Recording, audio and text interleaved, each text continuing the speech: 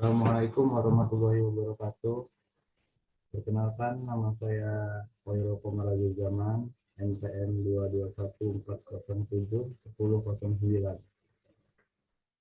Saya dari kelas TK angkatan 2022. Di sini saya akan menjelaskan apa itu karburator.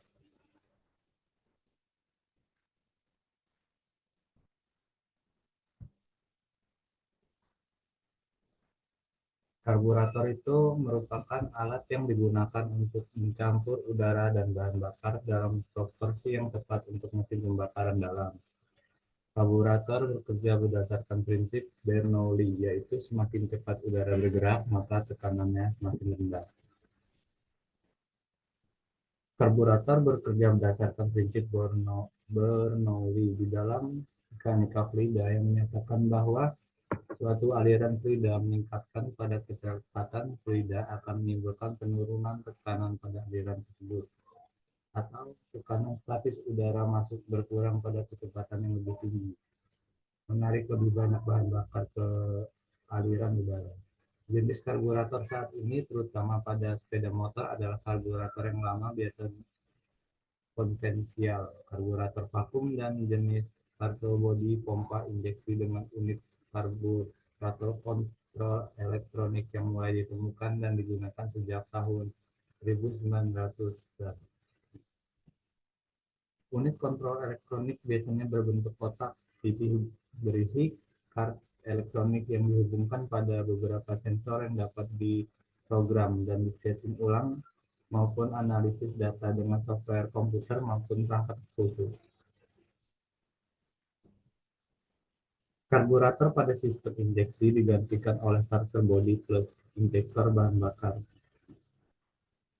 Karburator lama dan vakum terdapat saluran bahan bakar, pelampung, wadah bahan bakar, dan tabung venturi untuk mencampur bahan bakar dan udara. Sedangkan injeksi hanya mengatur masuknya udara pada throttle body, kemudian baru disemprotkan melalui injektor sebelum ruang bakar yang diatur dengan mudah, injektor dan unit kontrol elektronik. Sebagian orang menganggap sistem injeksi lebih awet dan irit bahan bakar. Cairan minyak pembersih karburator disebut spark cleaner. Karburator dan injeksi bahan bakar digunakan untuk mobil dan juga digunakan oleh beberapa mesin kecil, misalnya mesin pemotong rumput dan generator, dan sepeda motor.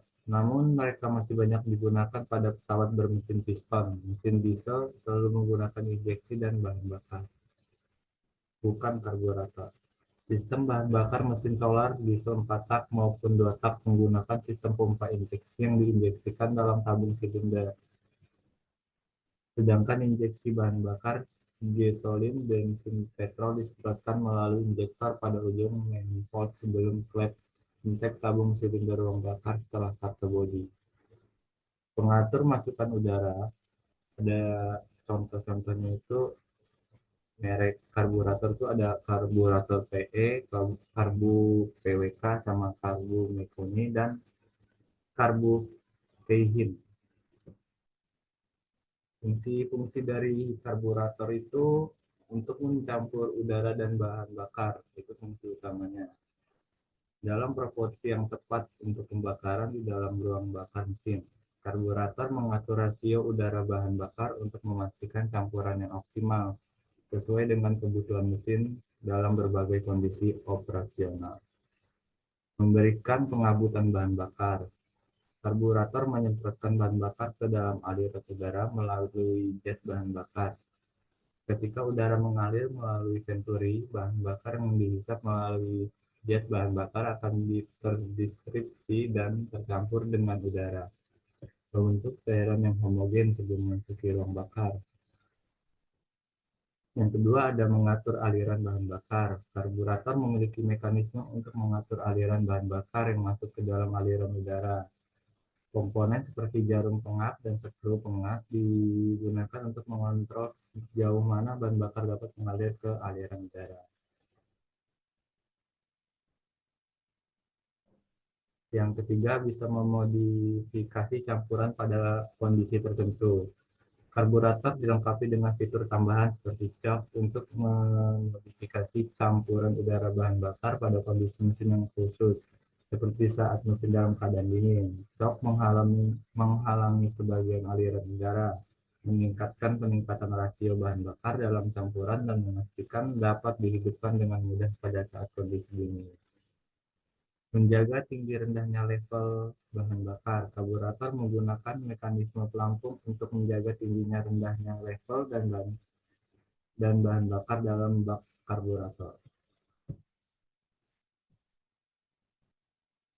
Di sini kita akan membahas sejarah tentang karburator. Karburator itu ditemukan oleh Jean Joseph Etienne Leonard pada tahun 1860. Pada awalnya, karburator menggunakan prinsip aliran udara melalui tabung yang menyempit untuk menciptakan vakum yang menarik bahan bakar ke dalam campuran.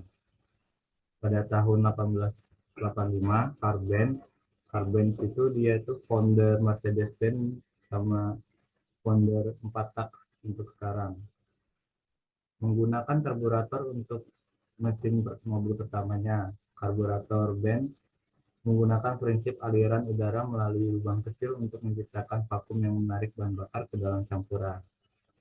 Pada tahun 1903, White bersaudara menggunakan karburator untuk pesawat terbang pertama mereka. Karburator White menggunakan prinsip aliran udara melalui tabung yang menyempit untuk menciptakan vakum yang menarik bahan bakar ke dalam campuran.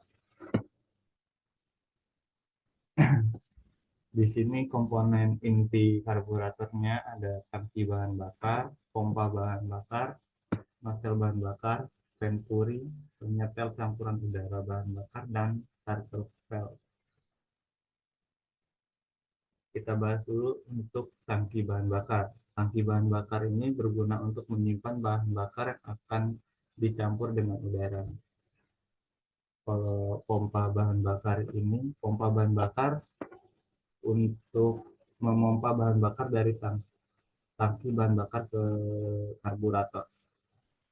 Nozzle bahan bakar untuk menyemprotkan bahan bakar ke dalam campuran udara dan bahan bakar. Venturi, kalau venturi ini ketika udara mengalir melalui venturi, tekanan udara menurun sedangkan kecepatan aliran udara meningkat. Hal ini menciptakan efek hisapan yang diperlukan untuk menghisap bahan bakar ke dalam aliran udara. Penyetel campuran udara bahan bakar. Karburator sering dilengkapi dengan perangkat pengaturan dan penyetelan tambahan seperti skrup pengap, skrup lengsam, skrup udara, dan skrup pelampung. Perangkat ini memungkinkan pengaturan yang lebih halus terhadap campuran udara bahan bakar dan komponen lainnya dalam karburator. Starter valve.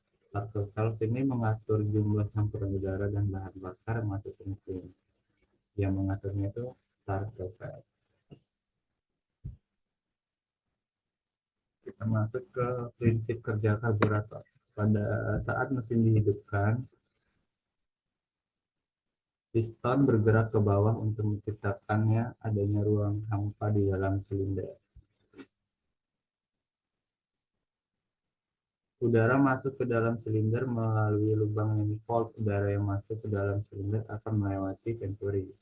Pada venturi, udara akan bergerak lebih cepat sehingga tekanannya lebih rendah. Hal ini menyebabkan bahan bakar dan nozzle bahan bakar akan tertarik ke dalam campuran udara dan bahan bakar. Campuran udara dan bahan bakar kemudian akan masuk ke dalam mesin melalui intake, manifold, dan dibakar oleh busi. Jadi prinsip kerja karburator itu memanfaatkan perbedaan tekanan udara pada karburator. Terdapat dua saluran, yaitu saluran udara dan saluran bahan bakar. Saluran udara terhubung dengan udara luar, sedangkan saluran bahan bakar terhubung dengan tangki bahan bakar. Saat mesin dihidupkan, piston akan bergerak turun untuk menghisap udara. Udara yang masuk ke saluran udara akan mengalami turunan tekanan, sementara itu bahan bakar yang berada di saluran bahan bakar akan tertarik di dalam udara karena perbedaan tekanan. Di dalam saluran udara terdapat venturi, yaitu bagian yang menyempit. Saat udara melewati venturi, kecepatan udara akan meningkat. Hal ini menyebabkan tekanan udara di venturi menjadi lebih rendah. Bahan bakar yang berada di dekat venturi akan tertarik ke venturi karena perbedaan tekanan. Bahan bakar dan udara yang telah tercampur akan membentuk kabut. Kabut ini masuk ke ruang bakar dan dibakar oleh percikan api dari busi. Proses pembakaran inilah menghasilkan tenaga untuk menggerakkan mesin. Nah, masuk ke jenis-jenis karburator. Ada dua jenis karburator, yaitu downgrade karburator. Pada downgrade karburator, udara mengalir ke bawah melalui karburator dan bahan bakar disemprotkan ke aliran udara. Kalau upgrade karburator ini udah jarang digunakan, banyak yang digunakan tuh downgrade karburator. Udara mengalir ke atas melalui karburator dan bahan bakar disemprotkan di aliran udara.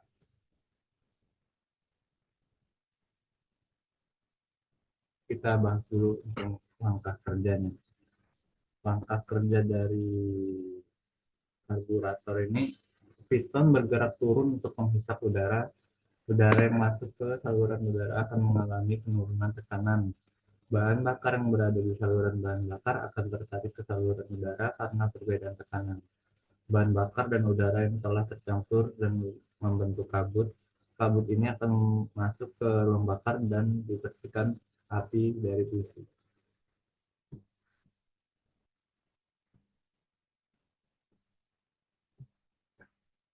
Keuntungan dan kerugian dari menggunakan karburator.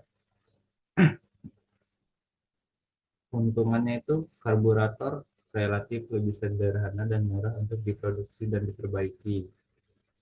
Karburator juga relatif mudah disesuaikan karena bisa disesuaikan itu dari luar karena ada baut, bisa buat di setel dari luarnya itu untuk mengatur proporsi udara dan bensin. Kerugiannya itu karburator dapat kurang hemat bahan bakar dan menghasilkan lebih banyak emisi daripada sistem pengiriman bahan bakar lainnya seperti injeksi.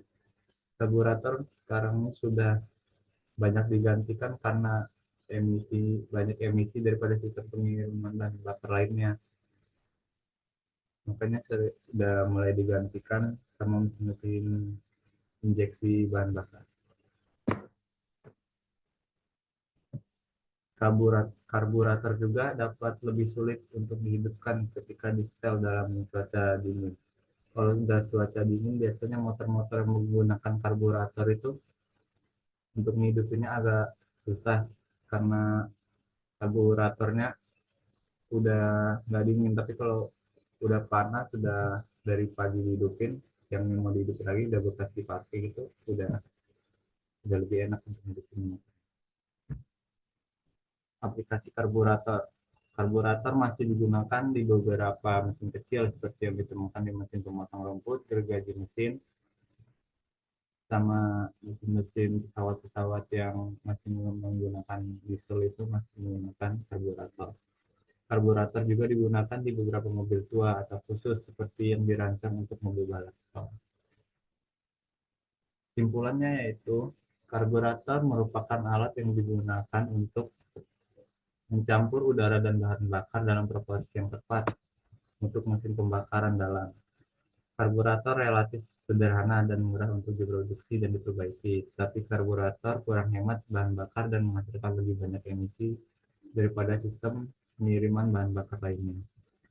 Karburator masih digunakan di beberapa mesin kecil, mobil tua, dan atau kecil. Terima kasih, sekian PPT yang dapat saya sampaikan. Saya ucapkan terima kasih.